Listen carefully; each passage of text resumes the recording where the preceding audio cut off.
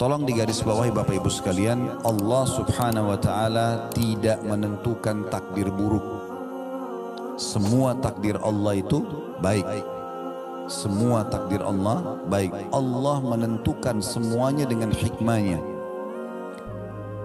Jadi cara memahaminya adalah semua Allah catatkan baik walaupun itu buruk di mata seorang hamba.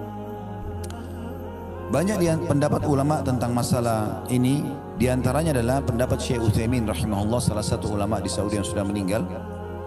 Beliau mengatakan kurang lebih terjemahnya, takdir itu tidak ada yang buruk.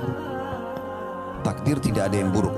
Yang buruk hanyalah yang ditakdirkan atau al-makdur, artinya makhluk yang merasakannya jelek. Tapi Allah tidak menentukan yang jelek itu. Takdir jika dilihat dari perbuatan Allah, semua takdir itu adalah baik. Sebagaimana disebutkan dalam sebuah hadis, kejelekan tidak disandarkan kepadamu ya Allah.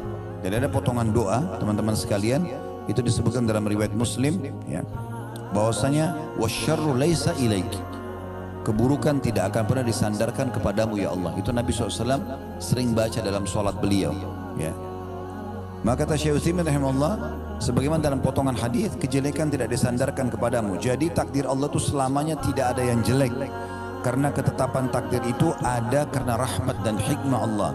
Kejelekan murni hanya muncul dari pelaku kejelekan itu sendiri, karena Allah sudah tentukan, ya, misalnya ada pelanggaran akan kena hukuman ini.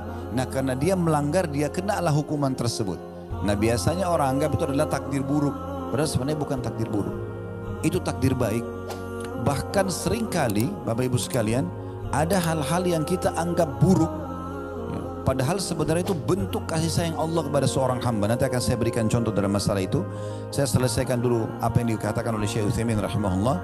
Kata beliau, jadi kejelekan itu murni hanya muncul dari pelaku kejelekan, sedangkan Allah itu hanya berbuat baik selama-lamanya. Ini beliau jelaskan dalam syarah hadis Arba'in Nawawi beliau di halaman 88. Yang saya katakan tadi contohnya Bapak Ibu sekalian adalah pelaku kriminal. Semua hamba Allah Subhanahu wa Ta'ala kalau ingin melakukan satu perbuatan kriminal, kriminal ini berarti pelanggaran, bahasa agamanya maksiat, ya, yang Allah sudah tentukan sebagai pelanggaran, berzina, mencuri, membunuh, apa saja, pasti Allah Subhanahu wa Ta'ala akan berikan kepada dia sinyal rasa khawatir dan takut. Di saat dia mau masuk hotel berzina misalnya, pasti ada rasa takutnya, rasa khawatir.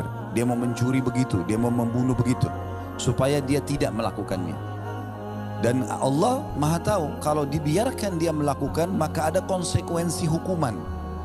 Allah akan datangkan hukuman karena pelanggarannya itu, maka Allah berhentikan dia dengan rasa takut itu. Tapi kalau tetap saja dia lakukan, maaf, tetap dia masuk ke dalam kamar hotel, tetap saja dia masuk ke kamar hotel, tetap dia berzina misalnya, maka Allah datangkan peringatan yang lainnya. Peringatan yang lain itu adalah seperti misalnya ada orang yang melihat dia, supaya dia merasa malu.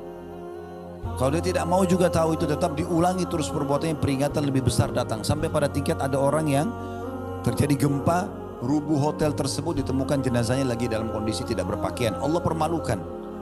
Itu pun semuanya dengan hikmah Allah Subhanahu wa Ta'ala. Karena kalau dibiarkan akan lebih berat hukumannya nanti di akhirat.